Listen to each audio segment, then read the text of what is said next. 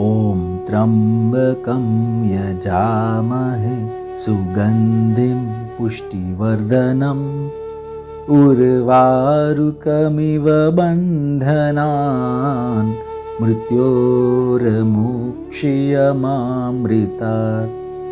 કરોડો બ્રહ્માંડોના નાયક આશુતોષ મહાદેવના દિવ્ય ચરિત્રોનું દિગ્દર્શન કરાવતી પવિત્ર કથા એટલે શિવ મહાપુરાણની કથા. સમસ્ત બ્રહ્માંડોમાં એકમાત્ર વ્યાપ્ત શિવ તત્વનું સૂક્ષ્મથી સૂક્ષ્મ નિરૂપણ કરતું મહર્ષિ વેદવ્યાસ રચિત મહાપુરાણ એટલે શિવ મહાપુરાણ.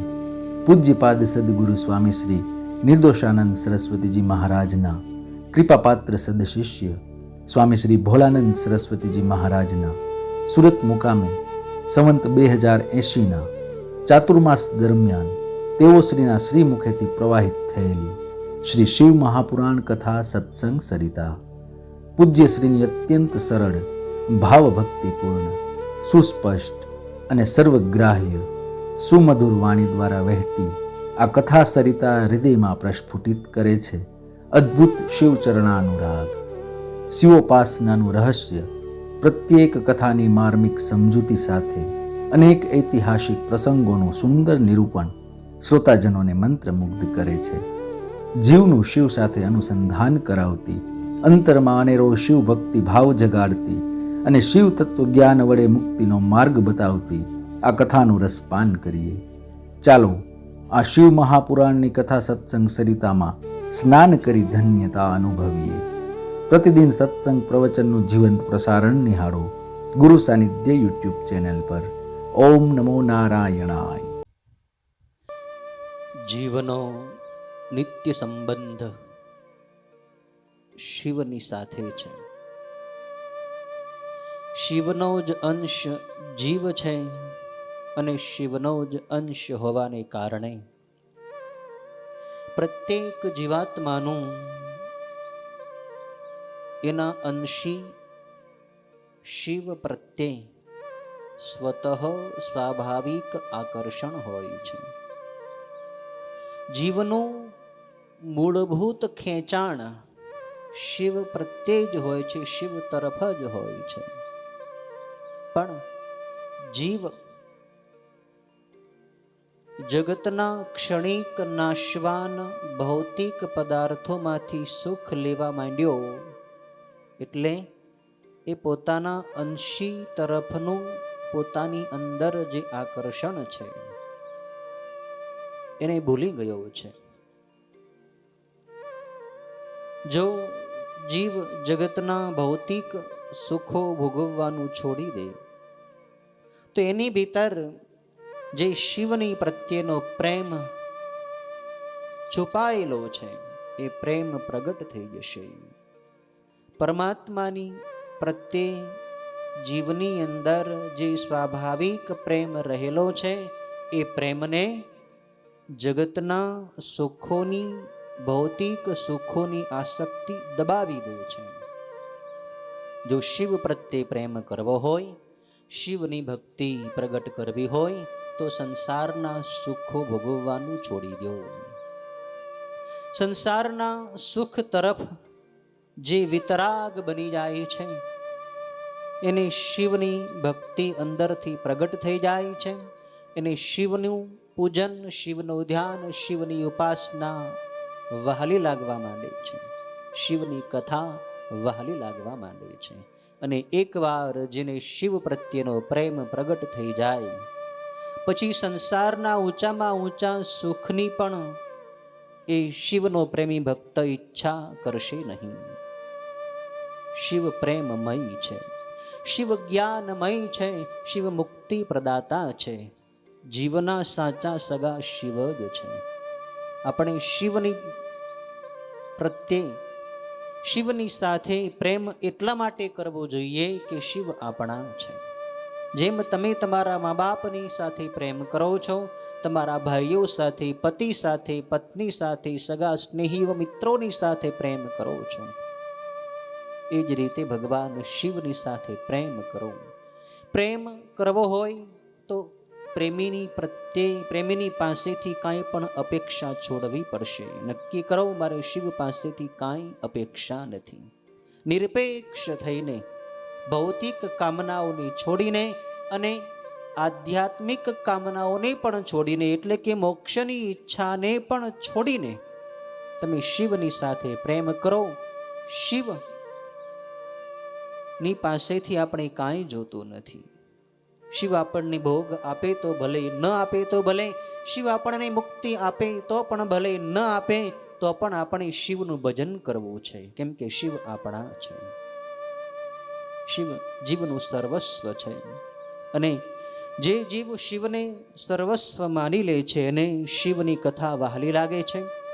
શિવ મહાપુરાણની વિદ્યેશ્વર સંહિતામાં 11 અધ્યાય સુધીની કથા આપણે પરિપૂર્ણ કરી છે. 11મા અધ્યાયમાં શૌનક વગેરે ઋષિઓને પ્રયાગરાજ ક્ષેત્રમાં સૂત પુરાણી મુનિવર સૂત, જે વ્યાસજીના શિષ્ય છે, એ આ કથા સંભળાવે છે. 11મા અધ્યાયમાં કથા આપણે સાંભળી કે શિવના લિંગની પ્રતિષ્ઠા કેવી રીતે કરવી, શિવનું મંદિર કેવી રીતે બનાવવું, કયા સ્થળે બનાવવું વગેરે પ્રશ્નોના ઉત્તરો સૂતજીએ ઋષિઓ મુનિઓને આપ્યા છે. 12મા અધ્યાયમાં સૂતજી શૌનક વગેરે ઋષિઓને ભગવાન શિવના તીર્થ ક્ષેત્રો કયા કયા છે, આ ભારત ભૂમિમાં, આ ભારત દેશમાં ભગવાન શિવના પવિત્ર તીર્થ ક્ષેત્રો કયા છે એના વિશે સમજાવે છે. સૂત ઉવાચ શૃણુધ્વમ મુનયઃ પ્રાજ્ઞઃ શિવ ક્ષેત્રમ વિમુક્તિદમ તદા ગમાસ્તતો વક્ષ્ય લોકરક્ષાર્થમેવહિ. સૂતજી સુંદર કથા સંભળાવે છે. ભજન, ભક્તિ, ધ્યાન, ઉપાસના વગેરે સદાય પવિત્ર સ્થાનમાં કરવા જોઈએ. પવિત્ર સ્થાનમાં ભજન, ભક્તિ, ધ્યાન વગેરે કરવાથી આધ્યાત્મિક ઉન્નતિ ઝડપથી, જલ્દીથી થાય છે. સ્થાનનો પ્રભાવ સાધના ઉપર, મન ઉપર, બુદ્ધિ ઉપર, મનની સ્થિરતા ઉપર, ધ્યાન ઉપર પડતો હોય છે. સૂતજી કહે છે કે હે ઋષિઓ, આ પૃથ્વી 50 કરોડ યોજન ચોરસ વિસ્તારવાળી છે. એમાં અનેક પર્વતો, જંગલો આવેલા છે. એ પૃથ્વી ભગવાન શિવની જ આજ્ઞાથી આ બધાય લોકોને, જીવ પ્રાણીઓને પોતાની ઉપર ધારણ કરી રાખે છે. એ પૃથ્વી પર વસતા લોકોના મોક્ષ માટે, મુક્તિ માટે ભગવાન મહાદેવે જ કૃપા કરીને આ પૃથ્વી ઉપર અનેક શિવ ક્ષેત્રો એટલે કે પવિત્ર સ્થાનો બનાવેલા છે. મનુષ્ય સ્નાન, દાન અને જપ વગેરે સદાય તીર્થ ક્ષેત્રમાં જ કરવા જોઈએ, નહીં તો રોગ, દરિદ્રતા કે મૂંગાપણું વગેરે દોષ પ્રાપ્ત થાય છે. સ્થાન જો અપવિત્ર હોય અને અપવિત્ર સ્થાનમાં, કોઈ દોષવાળા સ્થાનમાં બેસીને તમે જપ વગેરે કરો તો તમારું મન જ પહેલાં તો શાંત નહીં થાય, મનમાં ઉદ્વેગ રહેશે. એટલે હંમેશા સાધના માટે પવિત્ર સ્થાન પસંદ કરવું. જો મનુષ્ય આ ભારત દેશમાં મૃત્યુ પામે તો સ્વયંભૂ બ્રહ્મદેવના સ્થાનમાં વાસ કરીને ફરી તે મનુષ્યપણું પામે છે. આ ભારત દેશની પૃથ્વી, આ ભારત દેશનું ક્ષેત્રફળ, આ વિસ્તાર, આ ભૂમિ જ એવી ભૂમિ છે જે પુણ્ય ભૂમિ છે, જ્યાં ઋષિઓ મુનિઓએ વર્ષોના વર્ષો સુધી સાધનાઓ કરી છે, જ્યાં ઈશ્વરના અવતારોએ અવતાર ધારણ કરીને ધર્મની પુનઃ સ્થાપના કરી છે, અધર્મનો વિનાશ કર્યો છે અને ભક્તોનું કલ્યાણ કર્યું છે. આ ભારતની અંદર કોઈ મૃત્યુ પામે તો એ મનુષ્ય ફરીથી બ્રહ્માના સ્થાનમાં એટલે કે બ્રહ્મલોકમાં જઈ વળી પાછો મનુષ્યપણું પામે છે. એટલે કે વળી પાછો એને મનુષ્યનો જ જન્મ મળે છે અને ત્યાંથી આગળ એ પોતાની આધ્યાત્મિક યાત્રા ચાલુ કરે છે. એ બ્રાહ્મણો, પવિત્ર ક્ષેત્રમાં વાસ કરીને લગાર પણ પાપ કરવું નહીં. કોઈ આશ્રમમાં, કોઈ મંદિરમાં તમે જાઓ તો ખાસ ધ્યાન રાખો. કોઈ તીર્થ ક્ષેત્રમાં જાઓ તો ધ્યાન રાખો કે આપણાથી કાંઈ પાપ ન થાય, કેમ કે તે તીર્થ ક્ષેત્રમાં કરેલું પાપ દ્રઢ થઈ જાય છે મનુષ્ય કોઈ પણ ઉપાયે પુણ્ય ક્ષેત્રમાં જ વાસ કરવો. જેમ પવિત્ર સ્થાનમાં બેસીને તમે ધ્યાન ભજન વગેરે કરો તો એનું હજારો ગણું ફળ મળે છે, એમ ત્યાં પવિત્ર તીર્થ વગેરે સ્થાનોમાં તમે થોડું અમથું પણ પાપ કરશો તો એનું પણ 1000 ગણું ખરાબ ફળ એટલે કે દુઃખ પ્રાપ્ત થશે. એટલે કે પવિત્ર સ્થાન છે એ પુણ્યને પણ વધારી દે છે, પાપને પણ વધારી દે છે. પછી સૂતજી આ ભારત ભૂમિ ઉપર આવેલી પવિત્ર નદીઓ અને એ નદીના કિનારે આવેલા તીર્થક્ષેત્રોનું વર્ણન કરે છે. આ ભારતની અંદર ઘણી બધી નદીઓ જેમ કે શતદ્રુ નદી, સરસ્વતી નદી, ગંગા નદી, નર્મદા નદી, તમસા, રેવા, ગોદાવરી, કૃષ્ણાવેણી, તુંગભદ્રા, સુવર્ણમુખરી, સરસ્વતી, પંપા, કન્યા, શ્વેત, કાવેરી વગેરે પવિત્ર નદીઓ છે. આ પવિત્ર નદીઓના કિનારે ઘણા બધા પવિત્ર તીર્થ ક્ષેત્રો છે, તીર્થ સ્થાનો છે. ત્યાં જઈને મનુષ્ય દાન કરવું જોઈએ, સ્નાન કરવું જોઈએ, ધ્યાન કરવું જોઈએ, વ્રત ઉપવાસ કરવા જોઈએ, પવિત્ર થઈને રહેવું જોઈએ. આ સિવાય આ ભારત ભૂમિમાં નૈમિષારણ્ય, બદ્રિકાશ્રમ, કેદારનાથ વગેરે પવિત્ર મોટા મોટા તીર્થો આવેલા છે. સિંધુ નદી, યમુના નદી, શોણ નામનો નદ, આ બધાય પવિત્ર સ્થાનો. એ સ્થાનમાં જઈને મનુષ્ય જો પુણ્ય કર્મ કરે, સાધના કરે, તેનું મન શાંત થાય, એના પાપ ધોવાઈ જાય અને એની ભગવાનની પ્રત્યે પ્રીતિ થાય છે. આ સિવાય તામ્રપર્ણી નદી, વેગવતી નદી, આ બધાય પવિત્ર નદીઓના કિનારે આવેલા તીર્થ ક્ષેત્રોમાં જઈને અલગ અલગ માણસ પોતાનું સાધન, ભજન, વ્રત, ઉપવાસ, દાન વગેરે કરે તો એના અલગ અલગ પ્રકારના ફળ મળે છે. એનું વર્ણન આ અધ્યાયની અંદર બતાવવામાં આવ્યું છે. ત્યાર પછી મનુષ્ય કેવો આચાર કરવો જોઈએ, કેવી રીતે બોલવું, કેવું જોવું, કેવું ન જોવું, કેવું સાંભળવું, શું ન સાંભળવું, એના માટેના નિયમો સ્તુતજી સંભળાવે છે. સદાચાર વિશેની વાત કરે છે કે હે શૌનક વગેરે મુનિઓ, સદાચાર, સારું વર્તન અને શુદ્ધ ભાવના રાખી માણસે તીર્થ ક્ષેત્રની અંદર વાસ કરવો, નહીં તો ત્યાં વસવાનું ફળ મળતું નથી. પવિત્ર ક્ષેત્રમાં કરેલું પુણ્ય ખૂબ જ વૃદ્ધિ પામે છે, તેમજ ત્યાં કરેલું થોડું પણ પાપ ઘણું મોટું બની જાય છે. અનેક કલ્પોથી ચાલ્યું આવતું માનસિક પાપ તો વજ્રલેપ જેવું જ છે. જે માનસિક પાપ માણસે જન્મો જન્મોથી મન વડે ખરાબ વિચારો કર્યા હોય, જેના મનમાં ખરાબ સંસ્કારો પડી ગયા હોય, એ પાપ તો બહુ જન્મો જન્મોનું દ્રઢ હોય છે. અને એ પાપ નષ્ટ કરવું હોય તો એના માટે એક જ સાધના છે, સાધના છે ધ્યાન. માનસિક વજ્રલેપ જે પાપ છે એનો નાશ ધ્યાનથી જ થાય છે. વાણીનું પાપ ઘણા બધા જપ જપવાથી થાય છે, અને વાણીનું પાપ ઘણા જાપ જપવાથી નાશ પામે છે. શરીરનું પાપ દેહનું શોષણ કરવાથી નાશ પામે છે, અને ધનથી કરેલું પાપ દાન કરવાથી નાશ પામે છે. ધન વડે માણસે પાપ કર્યું હોય તો એનો નાશ ધનનું દાન કરવાથી થાય છે. પુણ્ય અને પાપના 3 પ્રકારના ભાગ હોય છે. બીજરૂપ અંશ, વૃદ્ધિ પામતો અંશ અને ભોગ અંશ. તેમાંનો પાપનો બીજરૂપ અંશ જ્ઞાનથી જ નાશ પામે છે. પાપના બીજ જે જીવના સ્વભાવની અંદર ઊંડા ઊંડા પડી ગયા છે, જે રોપાઈ ગયા છે, એ બીજરૂપ પાપ તો જ્ઞાનથી જ એટલે કે આત્મજ્ઞાનથી જ નષ્ટ થાય છે. જ્ઞાન થઈ જાય એટલે માણસના સ્વભાવમાંથી પાપ કરવાની વૃત્તિ સદંતર નષ્ટ થઈ જાય છે. વૃદ્ધિરૂપ અંશ ઉપર કહ્યા પ્રમાણે સાધનાઓ, જપ વગેરે કરવાથી નાશ પામે છે. અને બીજા જે ત્રીજો ભોગરૂપ અંશ છે, પાપનો જે ભોગરૂપ અંશ છે, એ ભોગરૂપ અંશ તો એ પાપનું ફળ દુઃખ ભોગવવાથી જ નાશ પામે છે. દુઃખ ભોગવ્યા વગર એ ભોગરૂપ અંશ, એ પાપ નષ્ટ થતા નથી.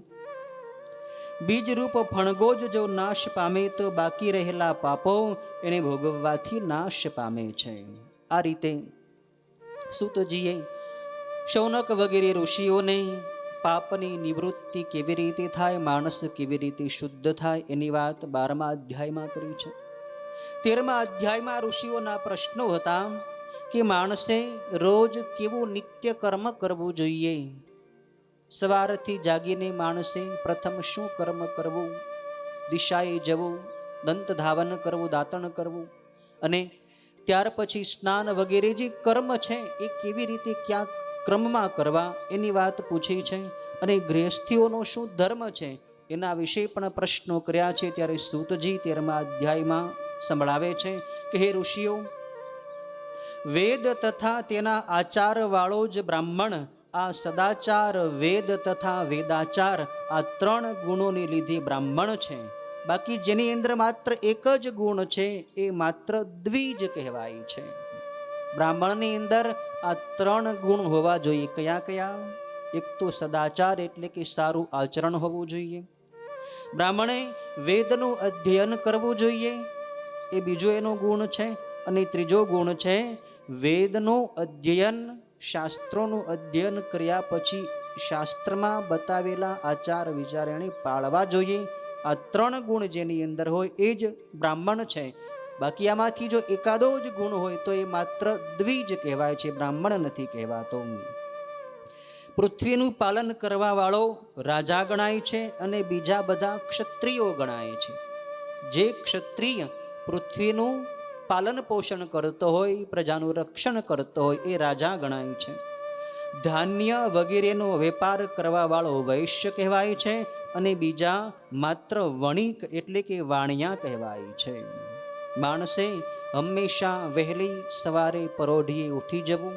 સૂર્યોદય થાય એ પહેલા જેટલો વહેલા જાગી શકાય એટલું વહેલું જાગી જવું. સવારે 3:30 થી બ્રાહ્મ મુહૂર્તનો સમય શરૂ થાય છે.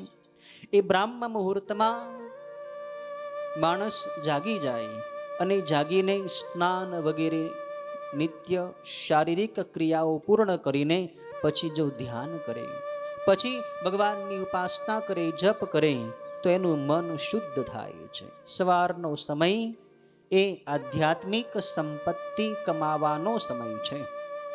બ્રાહ્મ મુહૂર્તમાં જેટલું ભજન રૂપી ધન કમાઈ શકાય એટલું કમાઈ લેવું જોઈએ. માણસે વહેલા જાગી જવું.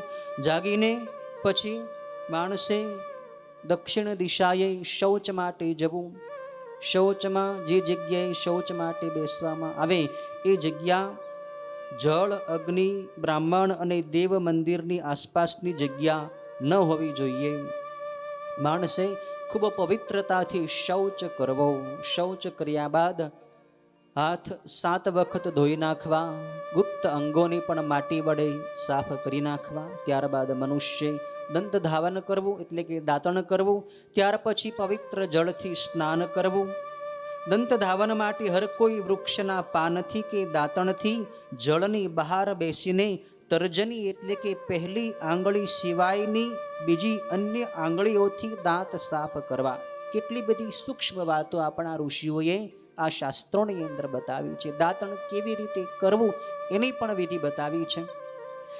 સ્નાન કર્યા પછી મનુષ્ય ઓમ અગ્નિ રીતે ભસ્મ, વાયુ રીતે ભસ્મ, એ જે ભસ્મનો મંત્ર છે એ મંત્ર વડે ત્રિપુંડ ધારણ કરવું. અને એ મંત્ર બોલ્યા વગર ભસ્મ ધારણ ન કરવી. કદાચ એ મંત્ર ન આવડે તો માત્ર ઓમ નમઃ શિવાય મંત્ર બોલીને પણ તમે ભસ્મ લગાવી શકો છો, પણ મંત્ર રહિત ભસ્મ ધારણ ન કરવી. જો મનુષ્યને શરીરની અંદર કોઈ રોગ હોય, કોઈ પીડા હોય અને જળથી સ્નાન કરી શકે એમ ન હોય તો મંત્ર બોલીને પોતાના હૃદય, મસ્તક, પીઠ, હાથ વગેરે બધા અંગો પર ક્રમશઃ જળ વડે પ્રોક્ષણ કરીને એટલે કે જળ છાંટીને અને ઓમ નમઃ શિવાય, ઓમ નમઃ શિવાય મંત્ર બોલતા બોલતા પોતાના શરીર ઉપર પ્રોક્ષણ કરીને મંત્ર સ્નાન કરવું. એ પણ એટલું જ પુણ્યદાયી ગણાય છે. સ્નાન કરવાથી માણસને પુણ્ય પ્રાપ્ત થાય છે, શરીરની શુદ્ધિ થાય છે. અને શરીરને આરોગ્ય અને સ્ફૂર્તિ મળે છે. હે બ્રાહ્મણો, ગાયત્રી મંત્રના જપના અંતે પૂર્વમાં સૂર્યની 3 વાર ઊંચી અર્ઘ્ય આપવા જોઈએ. સ્નાન કરીને ભસ્મ લગાવીને પછી દ્વિજે ગાયત્રી મંત્ર બોલતા બોલતા સૂર્ય ભગવાનને 3 વખત અર્ઘ્ય આપવા જોઈએ. અર્ઘ્ય આપીને અર્ઘ્ય કેવી રીતે આપવા એ પણ બતાવે છે કે મંત્રની સાથે એક અર્ઘ્ય મંત્રના મધ્યમાં પણ સૂર્યને આપવો. સાંજ થાય ત્યારે પશ્ચિમ દિશામાં મોં રાખીને સૂર્ય ભગવાનને અર્ઘ્ય આપવા. પ્રાતઃકાળે ઊંચા હાથ કરીને અને બપોરે આંગળીઓથી દેવ તીર્થ વડે અર્ઘ્ય આપવા. સાંજે આંગળીઓના છિદ્રોમાંથી અસ્ત પામતા સૂર્યના દર્શન કરવા. સૂર્ય ભગવાનની અર્ઘ્ય આપવાની વિધિ બતાવી છે. અને ત્યારબાદ સંધ્યાવંદન કરવાની વાત કરી છે. એટલે કે સંધ્યાવંદન કરવાથી માણસના તમામ પ્રકારના પાપ બળી જાય છે. જે દ્વિજ છે, જે બ્રાહ્મણ, ક્ષત્રિય અને વૈશ્ય છે, એણે અવશ્ય સંધ્યા કરવી જોઈએ. બ્રહ્મચારીએ સંધ્યા કરવી જોઈએ. જો સંધ્યા ન થાય તો દોષ લાગે છે.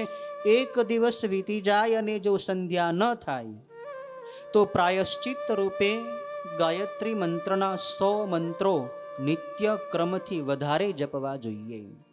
10 દિવસ વીતી જાય અને જો 10 દિવસ સુધી સંધ્યાવંદન ન થઈ શકે તો 1,00,000 ગાયત્રીનો જપ વધારે કરવો જોઈએ. પણ જો નિત્ય કર્મ કર્યા વિના, સંધ્યાવંદન કર્યા વિના 1 મહિનો વીતી જાય તો એના પ્રાયશ્ચિત રૂપે જનોઈ ફરીથી નવું ધારણ કરવું જોઈએ. આજનો ત્રીજ સંધ્યાને ભૂલી ગયો છે, જનોઈને ભૂલી ગયો છે, ગાયત્રીના મંત્રનો જપ ભૂલી ગયો છે. માટે જ એની અંદર બધા દોષો અને પાપો અને વિકારો વધ્યા છે. માણસ જો પોતાના શાસ્ત્રની અંદર બતાવેલા આ નિત્ય કર્મ કરી, સંધ્યાવંદન કરી, સૂર્ય ભગવાનની અર્ઘ્ય આપે, ગાયત્રી મંત્રના જપ કરે તો એનું મન સદાય કાંચન જીવું શુદ્ધ રહે છે. ઉત્તમ બ્રાહ્મણે બ્રાહ્મણત્વના રક્ષણ માટે દરરોજ સવારે કેવળ 1000 ગાયત્રી મંત્રનો જપ કરવો. બ્રાહ્મણે પોતાનું બ્રાહ્મણત્વ ટકાવી રાખવું હોય તો સવારમાં રોજ 1000 ગાયત્રી મંત્રના જપ કરવા. તો એનું બ્રાહ્મણત્વ, એનું બ્રહ્મત્વ સુરક્ષિત રહે છે. ત્યારબાદ સોહમ મંત્ર જે છે એ પણ મનુષ્યને ચિત્ત શુદ્ધ કરી આપે છે. સોહમ મંત્રનો જપ પણ કરી શકાય છે. જે બ્રાહ્મણે ગાયત્રીના 1,00,000 મંત્ર જપ્યા ન હોય તેને વેદોક્ત કાર્યમાં જોડવો નહીં. 70 વર્ષ સુધીનો આ નિયમ હોય છે. 70 વર્ષ પછી બ્રાહ્મણે સંન્યાસ લેવો જોઈએ. સંન્યાસીએ પ્રાતઃકાળે 12,000 ઓમકારનો જપ કરવો. સંન્યાસીએ ગાયત્રી મંત્ર બોલવાની પણ જરૂર નથી. સંન્યાસીઓનો મુખ્ય મંત્ર ઓમકાર છે, એટલે કે પ્રણવ મંત્ર છે. દરરોજ સંન્યાસીએ 12,000 ઓમકારનો જપ પ્રાતઃકાળમાં કરવો, એમ સૂતજી કહે છે. બ્રાહ્મણે તો મુક્તિની ઈચ્છા રાખી બ્રહ્મ જ્ઞાનનો જ સદાય અભ્યાસ કરવો જોઈએ. બ્રાહ્મણનો મુખ્ય લક્ષ્ય મુક્તિ હોવું જોઈએ કે મારી મુક્તિ પ્રાપ્ત કરવી છે અને એના માટે હું આત્મ સ્વરૂપ છું એવો ભાવ, એવો અભ્યાસ સદાય કરવો જોઈએ. સત્ય યુગમાં ધ્યાન કરવાથી, ત્રેતા યુગમાં તપ તપવાથી, દ્વાપર યુગમાં યજ્ઞો કરવાથી અને કળિયુગમાં પ્રતિમાનું પૂજન કરવાથી જ્ઞાન પ્રાપ્ત થાય છે. કળિયુગનો માણસ વધારે ધ્યાન કરી શકે નહીં, વધારે તપ કરી શકે નહીં અને વધારે યજ્ઞો વગેરે પણ ક્રિયાઓ પવિત્રતાપૂર્વક ન કરી શકે. પણ કળિયુગનો માણસ જો નિત્ય ભગવાનની પૂજા કરે, રોજ શિવની પૂજા કરે તો પણ એને મુક્તિ અને આત્માનું જ્ઞાન પ્રાપ્ત થઈ જાય છે, એમ સૂતજી કહે છે. ધર્મ સુખરૂપ છે, અધર્મથી માણસ દુઃખ પામે છે, પરંતુ ધર્મથી જ સુખ વધે છે. માટે ધર્મનું પાલન કરવું. ખરાબ વર્તનથી દુઃખ અને સારા વર્તનથી માણસની સુખ પ્રાપ્ત થાય છે, એમ જાણવું. બ્રાહ્મણે શુદ્ધ દાન લઈને યજ્ઞો કરાવી દીનતા અને અતિ ક્લેશનો ત્યાગ કરીને ધન મેળવવું જોઈએ. સૂતજી કહે છે કે ચારેય વર્ણના લોકો જે છે, બ્રાહ્મણ, ક્ષત્રિય, વૈશ્ય અને અન્ય વર્ણના લોકો, એણે કેવી રીતે ધન પ્રાપ્ત કરવું, કેવી રીતે ધન ઉપાર્જન કરવું એની વાત બતાવે છે. બ્રાહ્મણે શુદ્ધ દાન લેવું અને યજ્ઞો કરાવવા, અને યજ્ઞો કરાવવામાં જે દક્ષિણા એને પ્રાપ્ત થાય એના વડે એ ધન એને પ્રાપ્ત કરવું. ક્ષત્રિયે પ્રજાનું રક્ષણ કરીને એના પ્રજાની પાસેથી કરવેરા રૂપે ધન પ્રાપ્ત કરવું, અને વૈશ્ય ખેતી તથા પશુપાલનથી ધન મેળવવું જોઈએ. અને અન્ય વર્ણનો જે માણસ છે એણે આ ત્રણેય વર્ણની સેવા કરીને ધન પ્રાપ્ત કરવું જોઈએ. જેનું અન્ન જમીને જે માણસ કાંઈ ધર્મ શ્રવણ વગેરે કરે છે, તેથી થયેલા પુણ્યનો અર્ધો ભાગ તે અન્નદાન કરનારને મળે છે.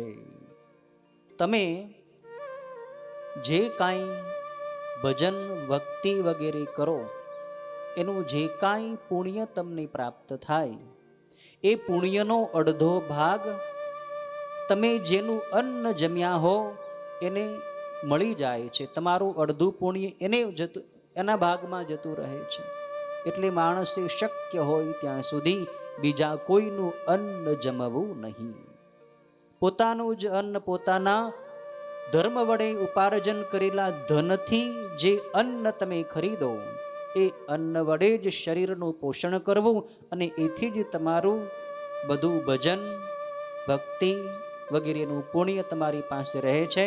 નહીતર બીજાનું અન્ન જમીને તમે ભજન કરશો તો અડધું પુણ્ય તમારું એને જતું રહેશે, એને મળી જશે.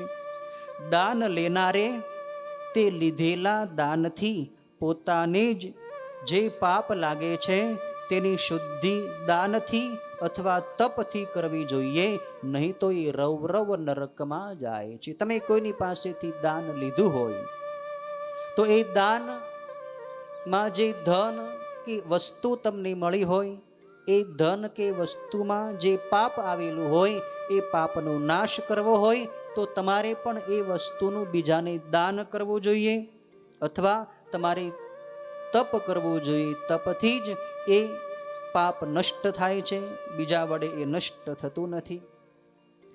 ખેતી વડે મેળવેલા ધનમાં પાપનો નાશ કરવા માટે તેમાંથી 10મો ભાગ દાન માટે કાઢવો, અને બાકી રહેલા ધર્મ આદિ કરવા, નહીં તો તે રવ નરકમાં જાય છે. જે ખેડૂતો ખેતી કરતા હોય એમાંથી 10મો ભાગ એને ધર્માદામાં વાપરી નાખવો જોઈએ.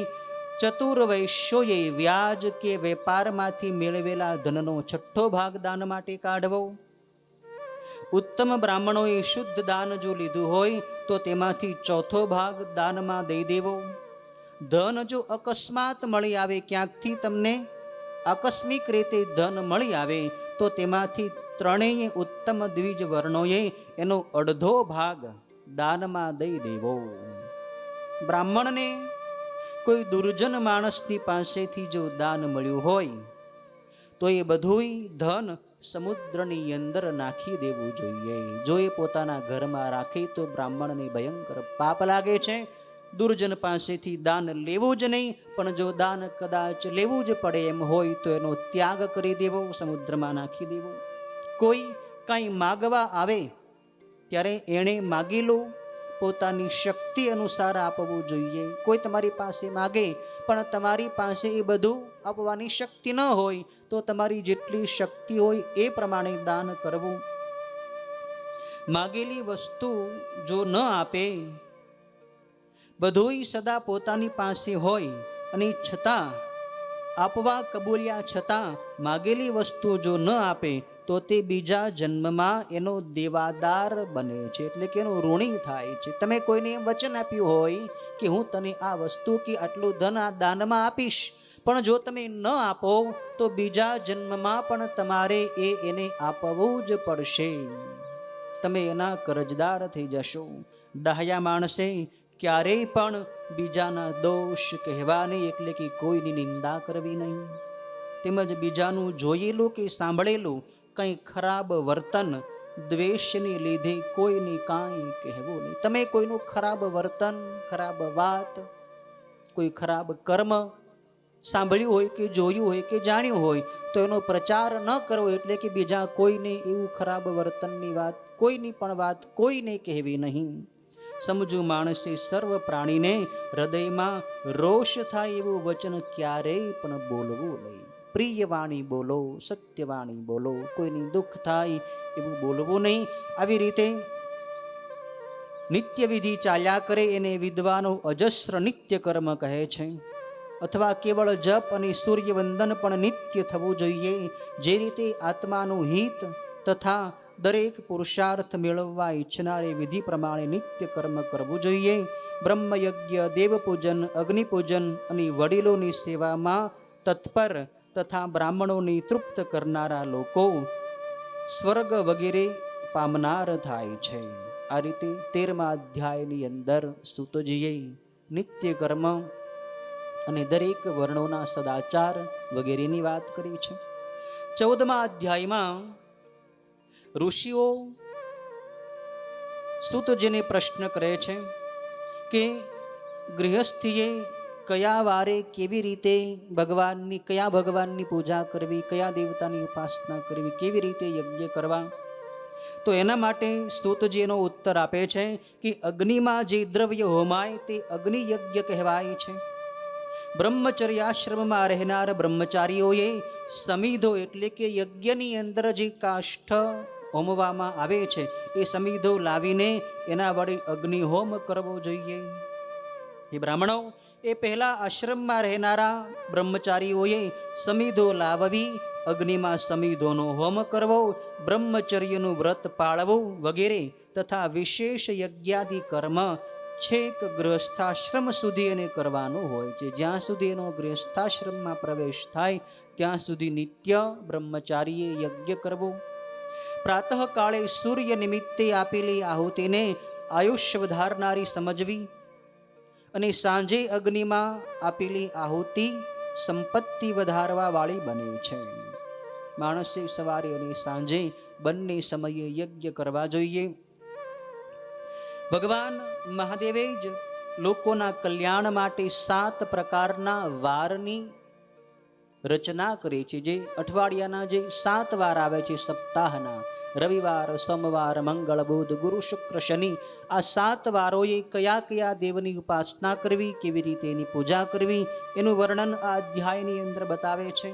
પોતપોતાના વારે એ દેવતાઓની જો પૂજા કરી હોય તો પોતપોતાનું ફળ આપનારી થાય છે. શુભ ફળ ઈચ્છતા મનુષ્યોએ 7 વાર શક્તિ પ્રમાણે હંમેશા દેવતાઓનું પૂજન કરવું જોઈએ. મનુષ્ય રોજ દેવતાઓનું પૂજન કરવું જોઈએ. દેવતાઓએ આપણી ઉપર ઘણા બધા ઉપકારો કર્યા છે અને સદાય દેવતાઓ મનુષ્યોના ઉપકાર માટે ઉદ્યત રહેતા હોય છે. મનુષ્ય જો દેવતાનું પૂજન કરે, દેવતાઓને ઉદ્દેશીને જો અગ્નિની અંદર આહુતિ આપે તો દેવતાઓની પુષ્ટિ મળે છે. પણ જે માણસ પોતાનું દેવતાઓ પ્રત્યેનું કર્તવ્ય બજાવતો નથી તો એને દેવતાઓ કાંઈ ફળ આપતા નથી અને સૃષ્ટિની ઉપર બધી વિપત્તિઓ અને પ્રલય વગેરે સંકટો, અતિવૃષ્ટિ, અનાવૃષ્ટિ, દુષ્કાળ, ધરતીકંપ વગેરે જે પ્રકોપ થાય છે એનું કારણ શું છે? માણસ પોતાનું કર્તવ્ય ભૂલી જાય છે. પૂજન કરે નહીં, ભજન કરે નહીં, ઉપાસના કરે નહીં, યજ્ઞ કરે નહીં, દાન કરે નહીં, એથી દેવતાઓની તૃપ્તિ મળે નહીં. માટે સૃષ્ટિ ઉપર આવી વિપત્તિઓ આવે છે.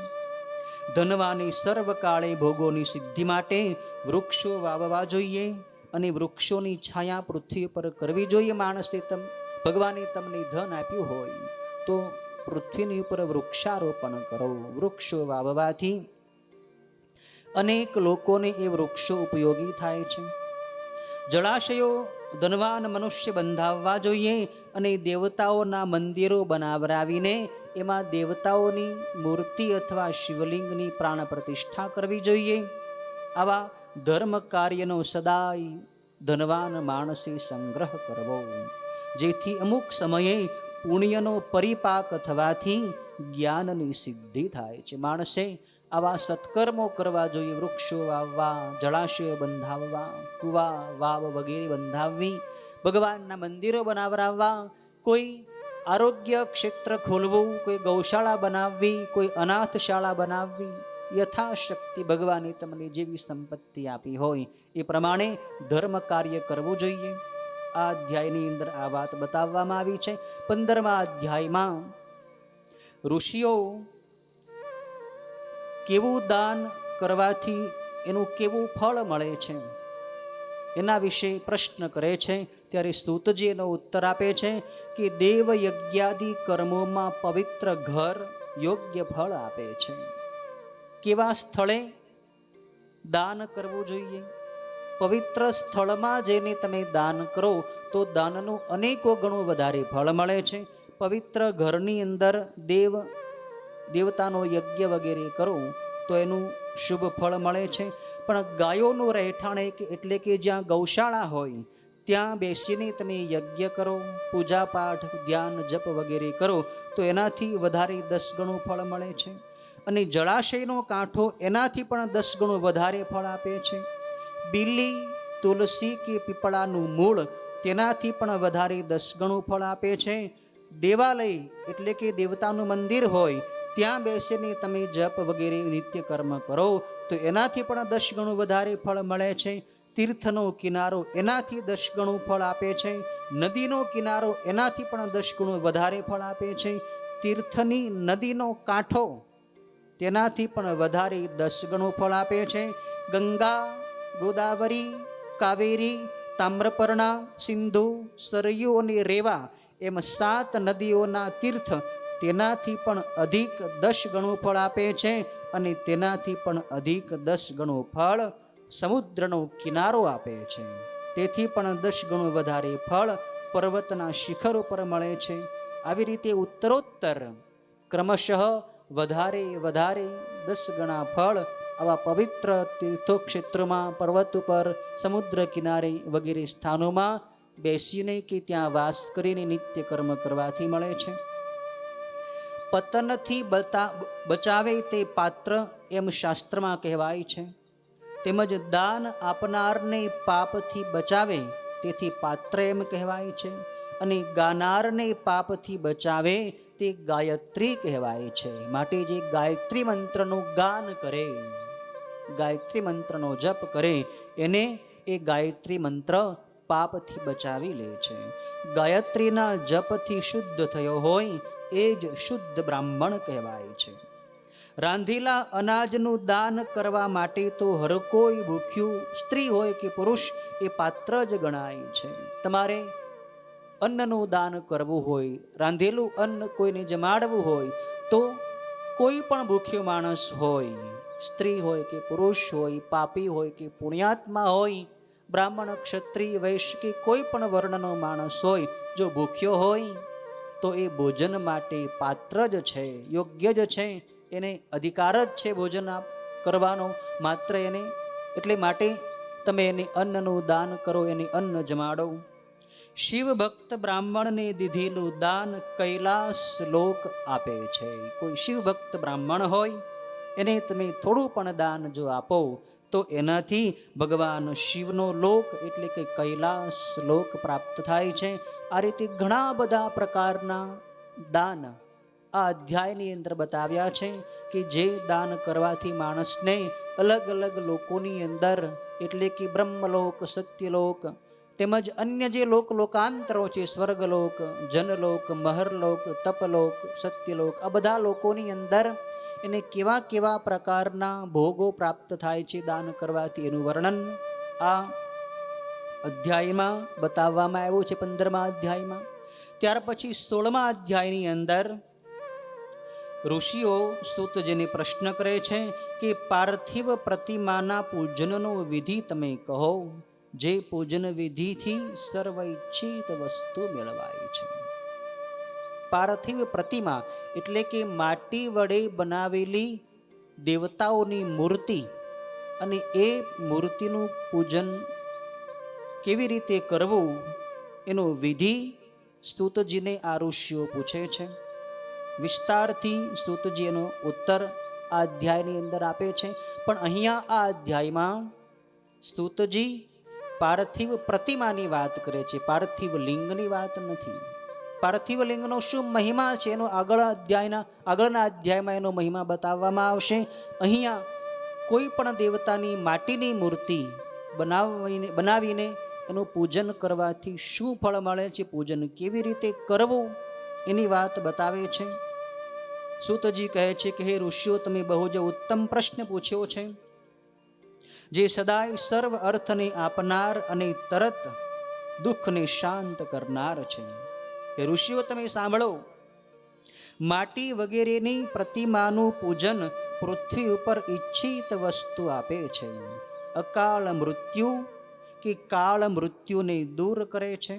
સ્ત્રી, પુત્ર વગેરે અને ધન ધાન્ય વગેરે તરત આપે છે.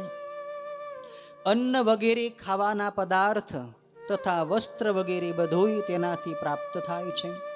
એમાં પુરુષો તથા સ્ત્રીઓને પણ અવશ્ય અધિકાર છે. પુરુષો અને સ્ત્રીઓ બધાય લોકો પાર્થિવ પ્રતિમાનું પૂજન કરી શકે છે. નદી, તળાવ કે કૂવાના જળની અંદરની માટી લાવવી, તેને સુગંધી ચૂર્ણથી પવિત્ર કરી દૂધ નાખી મસળીને સારા મંડપમાં પોતાના હાથે પ્રતિમા બનાવવી, તેને દરેક અંગ પ્રત્યંગથી યુક્ત અને આયુધો સહિત બનાવી પદ્માસને સ્થાપીને આદરથી પૂજવી જોઈએ.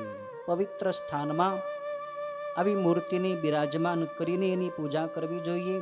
હર કોઈ દ્વિજ વર્ણે ગણપતિ, સૂર્ય, વિષ્ણુ, પાર્વતી અને ભગવાન શિવની પ્રતિમાનું તેમજ શિવલિંગનું હંમેશા પૂજન કરવું અને તે ફળની સિદ્ધિ માટે ષોડશોપચારથી પૂજા કરવી, એટલે કે 16 વસ્તુઓ 16 દ્રવ્યોથી ભગવાનની પૂજા કરવી. એના પર પુષ્પથી પ્રોક્ષણ અને મંત્ર સહિત અભિષેક કરવો. આવી રીતે દેવતાઓની ષોડશોપચારથી પૂજા કરવાની વાત સૂતજી કરે છે.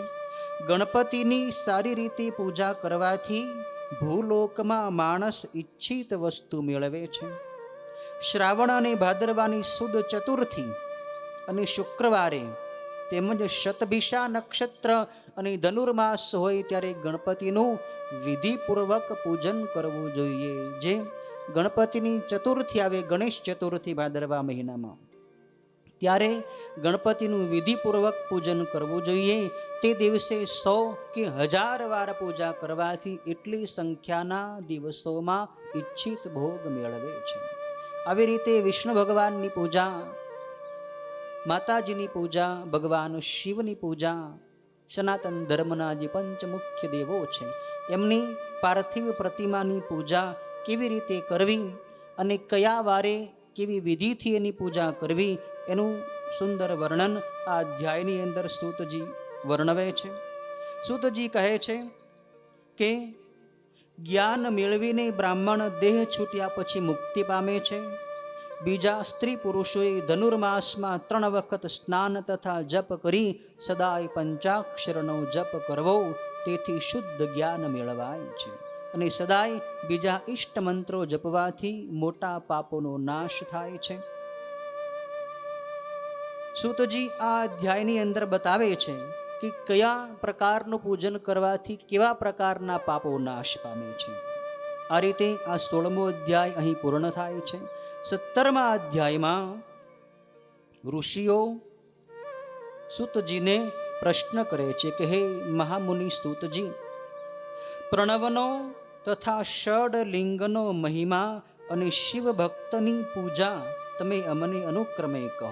પ્રણવનો એટલે ઓમકારનો શું મહિમા છે, ષડ એટલે કે 6 પ્રકારના લિંગનો શું મહિમા છે, અને શિવનો જે ભક્ત છે એનો આદર સત્કાર, એની પૂજા, એનું સ્વાગત વગેરે કેવી રીતે કરવું એની વાત સૂતજીને પૂછે છે. ત્યારે સૂતજી કહે છે કે હે તપોધનો, તમે સુંદર ઉત્તમ પ્રશ્ન પૂછ્યો છે. એનો ઉત્તર એકલા મહાદેવ જ જાણે છે, બીજો કોઈ જાણતો નથી. તોય ભગવાન શિવની કૃપાથી મને ગુરુદેવની પાસેથી જે જ્ઞાન પ્રાપ્ત થયું છે એ પ્રમાણે મારી મતિ અનુસાર તમને એનો ઉત્તર હું આપું છું.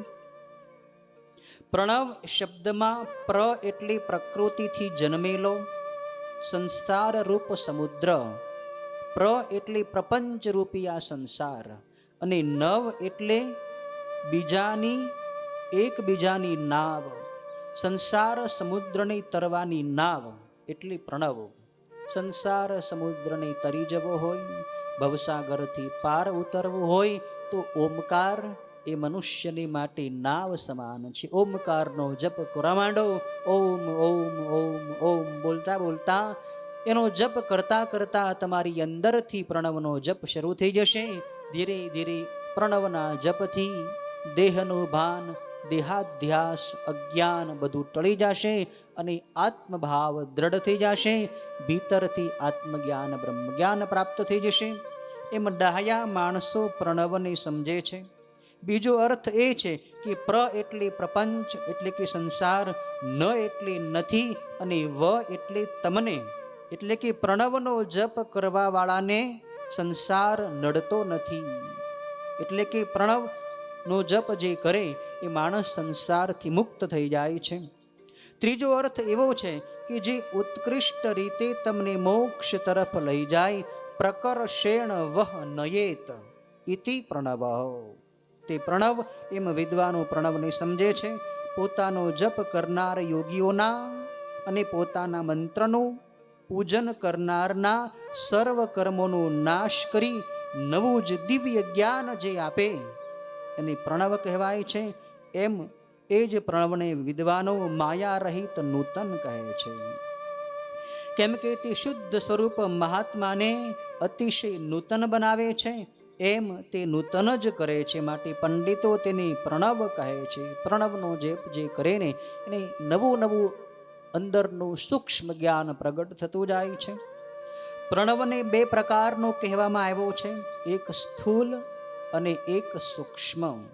એક અક્ષરવાળો સૂક્ષ્મ જાણવો અને 5 અક્ષરવાળાને સ્થૂલ કહે છે. જે સૂક્ષ્મ છે, જે સૂક્ષ્મ પ્રણવ છે એમાં 5 અક્ષરો અપ્રગટ છે અને બીજો જે સ્થૂલ પ્રણવ છે તેમાં 5 અક્ષરો અતિ પ્રગટ છે. જીવન મુક્તિ માટે સૂક્ષ્મ પ્રણવ જ સર્વમાં સારરૂપ છે.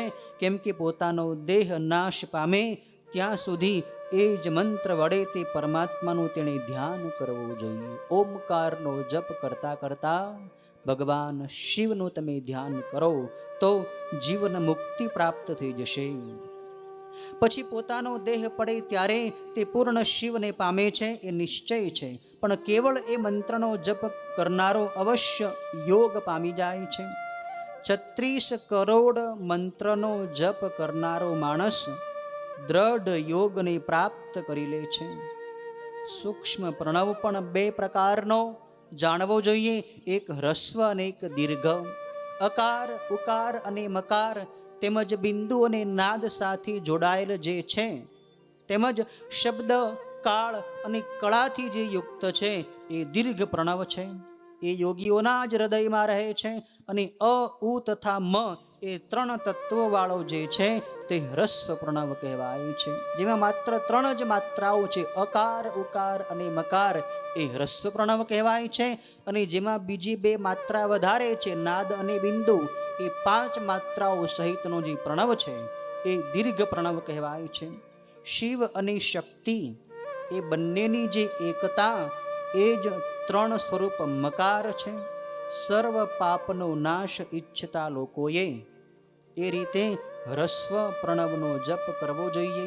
પૃથ્વી, જળ, તેજ, વાયુ, આકાશ અને શબ્દાદિ 5 વિષયો એ 10 અને 10 દિશાઓ તેઓના સંબંધમાં જે પ્રવર્તેલા છે તેઓ પ્રવૃત્તિ માર્ગે લાગેલા કહેવાય છે. એવા પ્રવૃત્તિ માર્ગે લાગેલા મનુષ્યોએ હ્રસ્વ જ પ્રણવ જપવો જોઈએ. અને જેઓ તે પૃથ્વી વગેરે 10થી અટકી નિવૃત્તિ માર્ગે એટલે કે ત્યાગ માર્ગે જઈ રહ્યા છે એવા મનુષ્યોએ દીર્ઘ પ્રણવ જપવો જોઈએ. આ રીતે ભગવાન શિવની ઉપાસના પ્રણવ મંત્ર વડે કરવાની વાત સૂતજી બતાવે છે. પછી શિવનું સ્મરણ કરતા રહીને શિવ પંચાક્ષરના 5 લાખ જપ કરવા. એ સમયે ભગવાન શિવનું સ્મરણ આ રીતે કરવું કે જે શિવ પદ્માસને બિરાજેલા છે, કલ્યાણ આપી રહ્યા છે, ગંગા અને ચંદ્રની કળાથી શોભી રહ્યા છે, પોતાની ડાબી બાજુ જે પાર્વતીને બિરાજમાન કરાવે છે, મોટા ગણોથી યુક્ત છે, મૃગ ચર્મ ધારણ કરે છે, વરદાયક છે, અભય આપનારા હાથવાળા છે અને નિત્ય અનુગ્રહ કરનારા છે, એવા ભગવાન શિવનું હૃદયમાં મનુષ્ય પંચાક્ષર એટલે કે ઓમ નમઃ શિવાય મંત્ર વડે ધ્યાન કરવું જોઈએ. ઈશાન, પુરુષ, અઘોર, વામદેવ અને સદ્યોજાત એમાં 5 સ્વરૂપ શિવના કલ્પી 5 ઉત્તમ શિવ ભક્ત બ્રાહ્મણોનું વર્ણ કરવું. એ પછી પૂજાના દ્રવ્યો મેળવી શિવ પૂજાનો આરંભ કરવો અને વિધિપૂર્વક શિવ પૂજન કરી હોમ કરવો એટલે કે હવન કરવો. વિદ્વાન માણસે પોતાના સૂત્રના આધારે અગ્નિ મુખ પર્યંત હોમ કુંડ રચી હોમ કરવો. ગાયના ઘી વડે પોતે જાતે અથવા શિવ ભક્તો દ્વારા 10, 100 અથવા 1000 આહુતિઓ અથવા 108 આહુતિઓ યજ્ઞની અંદર અર્પણ કરવી જોઈએ. આ રીતે શિવ ભક્તે અથવા માણસે પોતે ભગવાન શિવને ઉદ્દેશની અગ્નિની અંદર આહુતિઓ આપવી, એની કથા, એની વિધિ આ અધ્યાયની અંદર વિસ્તારથી વર્ણવવામાં આવી છે. આપણા ઋષિઓ મુનિઓ કેટલા દયાળુ છે. મનુષ્યોનું કલ્યાણ કેવી રીતે થાય એના માટે એક એક વાતની સૂક્ષ્મતાથી અહીંયા આવા પુરાણોની અંદર એમણે નિરૂપણ કરેલું છે. સૂતજી બહુ સૂક્ષ્મ ધર્મો બતાવે છે. જો કે મનુષ્ય આ બધા ધર્મોનું પાલન ન કરી શકે.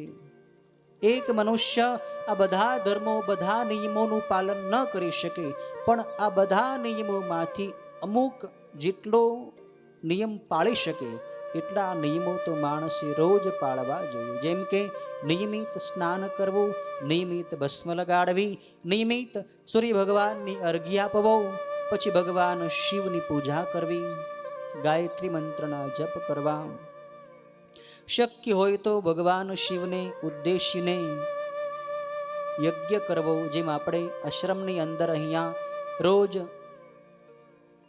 મહામૃત્યુંજય મંત્ર વડે 108 આહુતિઓ યજ્ઞની અંદર આપીએ છીએ, એવી રીતે નિત્ય યજ્ઞ કરવો જોઈએ. નિત્ય નિયમિત રીતે પોતાના ધનમાંથી અમુક દાન કરવું જોઈએ. ગરીબોને, દર્દીઓને, ગાયોને, વિધવાઓને, બાળકોને, બ્રાહ્મણોને, અતિથિ અભ્યાગતોને અમુક નિયમિત રીતે દાન કરો. આટલું સત્કર્મ તો માણસે રોજ કરવું જ જોઈએ. આટલું પણ જ્યારે આપણે ન કરીએ અને માત્ર સ્વાર્થ માટે જ ધન ભેગું કરીએ, શરીરનો ઉપયોગ ભોગ ભોગવવામાં જ કરીએ, શરીર વડે કાંઈ સેવા ન કરીએ, આવા શાસ્ત્રોનું કાંઈ અધ્યયન ન કરીએ, શિવની પૂજા ન કરીએ, તો શું આ માણસનો જન્મ શું કામનો?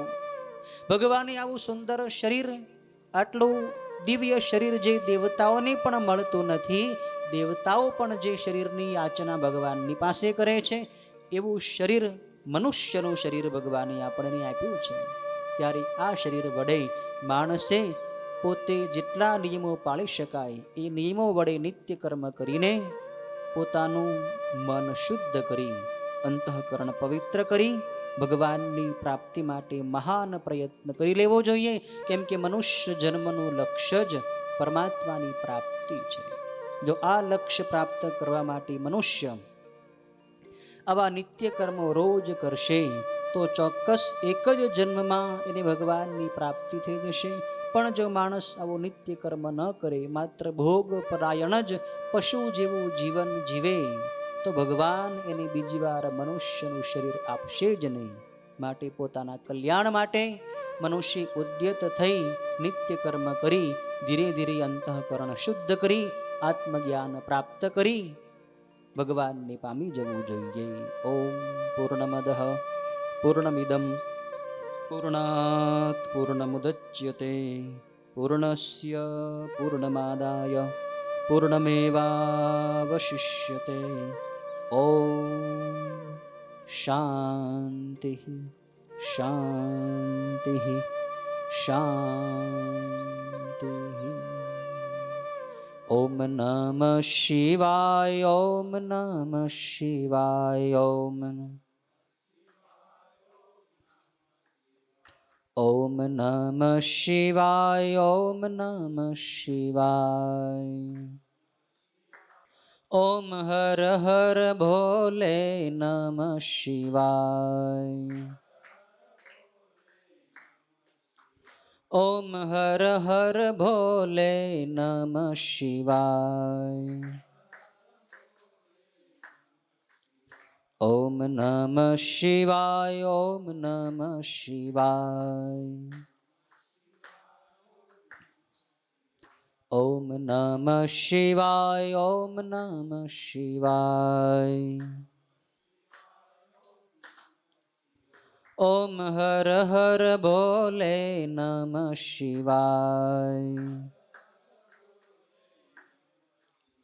ઓમ હર હર ભોલે નમઃ શિવાય. ઓમ નમઃ શિવાય. ઓમ નમઃ શિવાય. ઓમ નમઃ શિવાય. ઓમ નમઃ શિવાય. ઓમ હર હર ભોલે નમઃ શિવાય. ઓમ હર હર ભોલે નમઃ શિવાય. ઓમ નમઃ શિવાય. ઓમ નમઃ શિવાય. ઓમ નમઃ શિવાય. ઓમ નમઃ શિવાય. ઓમ હર હર ભોલે નમઃ શિવાય. ઓમ હર હર ભોલે નમઃ શિવાય. ઓમ નમઃ શિવાય. ઓમ નમઃ શિવાય. ઓમ નમઃ શિવાય. ઓમ નમઃ શિવાય. ઓમ હર હર ભોલે નમઃ શિવાય. ઓમ હર હર ભોલે નમઃ શિવાય. ઓમ નમઃ શિવાય. ઓમ નમઃ શિવાય. ઓમ નમઃ શિવાય. ઓમ નમઃ શિવાય. ઓમ હર હર ભોલે નમઃ શિવાય. ઓમ હર હર ભોલે નમઃ શિવાય. ઓમ નમઃ શિવાય. ઓમ નમઃ શિવાય. ઓમ નમઃ શિવાય. ઓમ નમઃ શિવાય. ઓમ હર હર ભોલે નમઃ શિવાય. ઓમ હર હર ભોલે નમઃ શિવાય.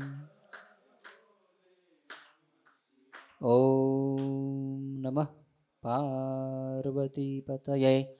હર હર મહાદેવ.